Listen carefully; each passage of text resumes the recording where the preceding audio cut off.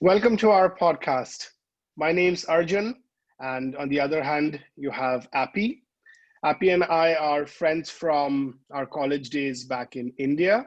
We live in Toronto now, and as a part of this video, we will be talking about anything and everything under the sun. So, what do you want to talk about today, Appy? Yeah, so thanks Arjun for doing this. I'm pretty excited about it. Let's just think. I want to talk about things that are famous. So maybe we can start about things that are in the news media, how the media houses are going about it, and then maybe we'll find something logical to speak about. Okay, so media is good. What's the latest in the media? There's a lot of there's a lot of hype about the whole Riya Chakrabarti and Deepika Padukone and drugs in India. And one of the people that's very vocal about it is Arnab. So, do you want to start with Arnab and his channel? Yeah, so of course, one thing that we have to agree is his channel one way or the other. I don't know how it's come to be the number one channel in the country, both in Hindi and in English. And I wonder why it has become the number one channel in the country. Okay, so there's two aspects to it. Arnab before Republic TV and Arnab after Republic TV, right?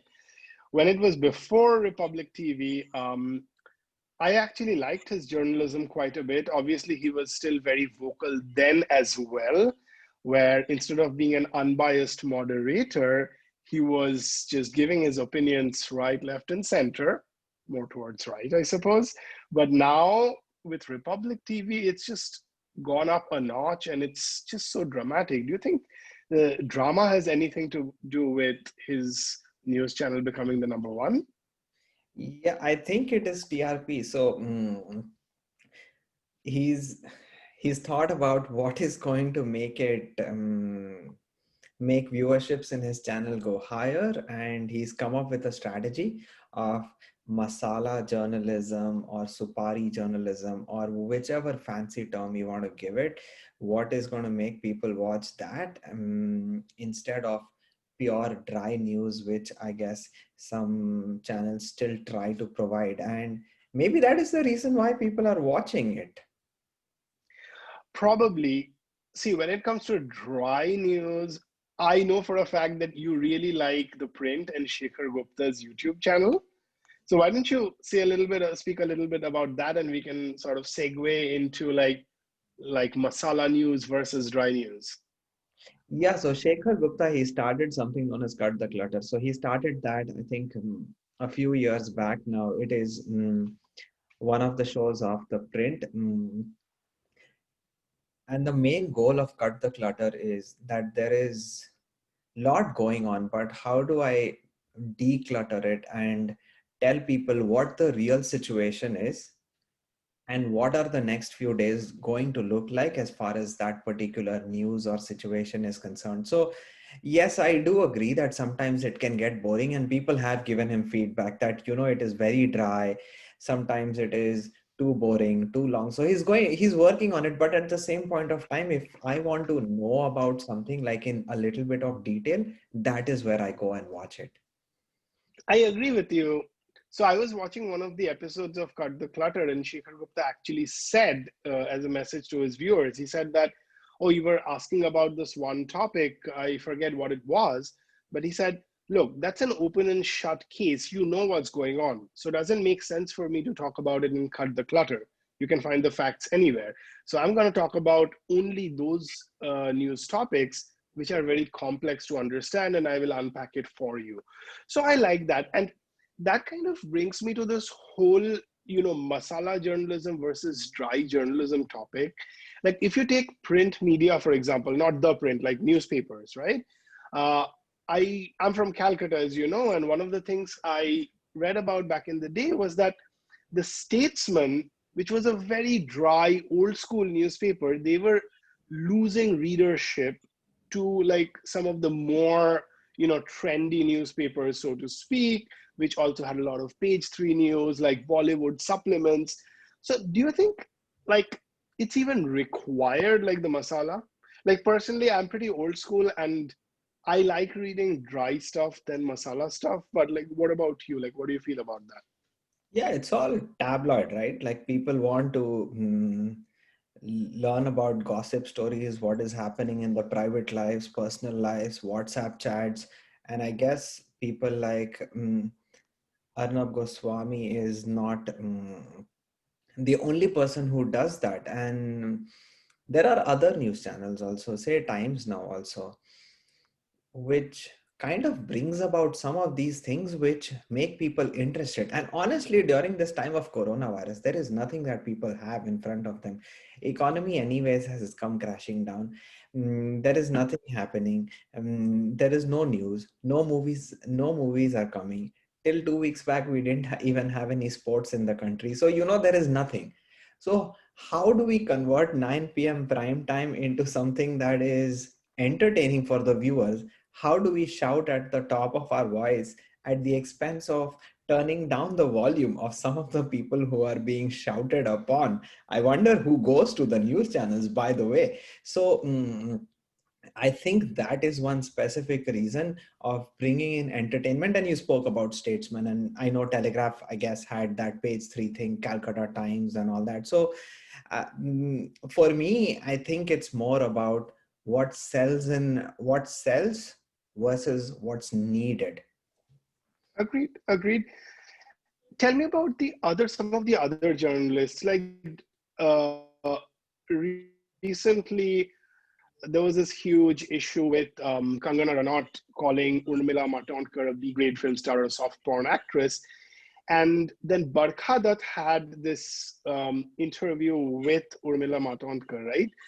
Do you think that was just like, that was still maintaining the sanctity of the news, or that was just a lashing out against the news channel that sort of spoke against Urmila?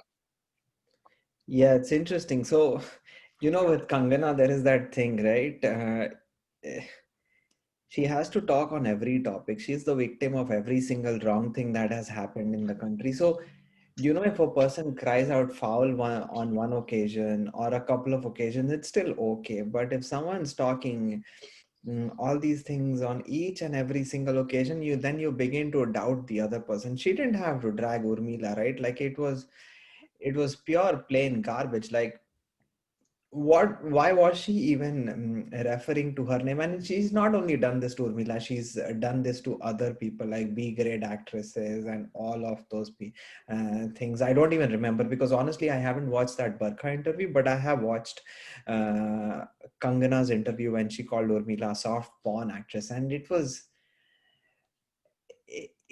to me some sort of condescending. It was to me some sort of, it's just, where have we gone together as a society? Yeah, like it was condescending in two levels, I think. One was like, you know, just because someone works in soft porn, you cannot really like, look down upon that person. And second, Urmila said the same thing. And second thing is like, why are you dragging Urmila's acting into all of this, right? Like, yeah, it was just in poor taste. That's what I felt. But tell me something else. Like, since we are talking about media and masala journalism, what do you think about like YouTube channels? Like, I know we spoke about Shekhar Gupta, and I personally like his YouTube channel a lot. But then, what do you think of these independent players like Dhruv Rathi or Akash Banerjee? Like, what do you think of those guys?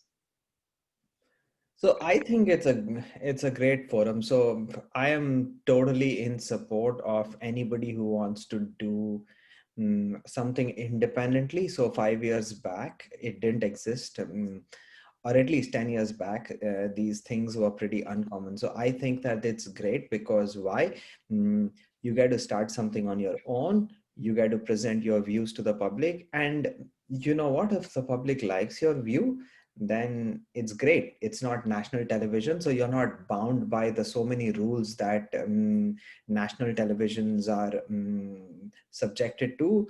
As far as say digital media is concerned, I think there's still a little bit of leeway into the things that you can say and the things that are allowed. So and it just goes on to show the reality, because with news channels, the biggest problem today is a lot of them are supporting one ideology versus the other, so it becomes very difficult. So for instance, if I'm listening to NDTV, I know what kind of message will they give, and if I'm listening to Z News, I know what kind of message will they give.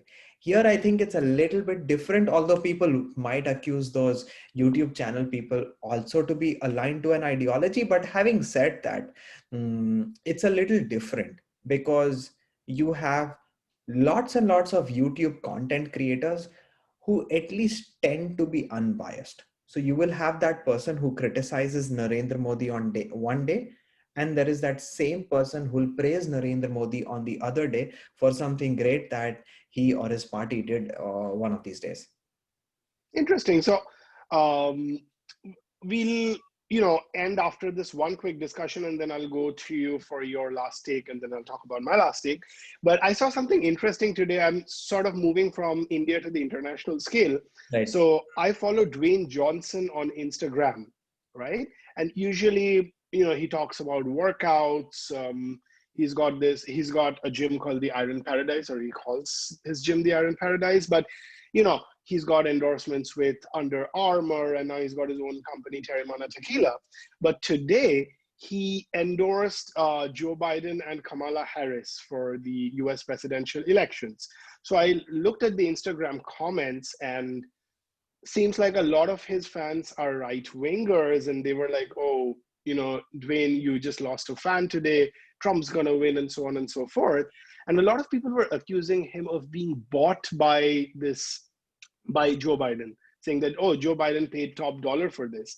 So my question to you is, what do you think of celebrities like, Dwayne Johnson or all these big famous people endorsing or getting involved in political campaigns and being, bought, quote unquote? Like, what do you think about that? Oh, I definitely think it's a big deal because if you are a celebrity, it means people look up to you. People look at the things that you do. A lot of people kind of say idealize you, which means they might end up doing what you do. They might end up believing what you believe in. So I think it's a really big deal. Whether it's bought or whether it's not bought is something for another day, but I'm sure that a few people are bought without really knowing the actualities of it. But again, it is a pretty big deal. So I think it's also one of the cornerstones or strategies of winning election. How can I get a few people who are kind of famous to support my campaign, and this way I'm able to uh, be successful in one of the swing states or Sure. places wherein I did not have stronghold. Okay, that's fair. So, Appy, in 30 seconds, what's your whole take on media? Like, how do you like to look at news?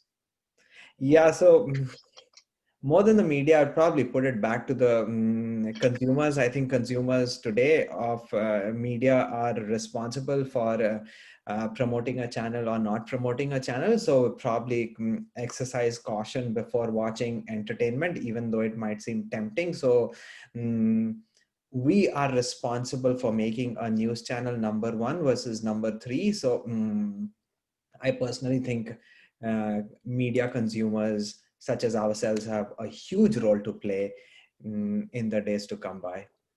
That's fair. That's fair. For me, what I like to do is I try to look at both sides. Like you mentioned, that which channels are left leaning and right leaning. So I kind of try to look at news from both the sides. And then I try to like form my own opinion. So that's what I try to do.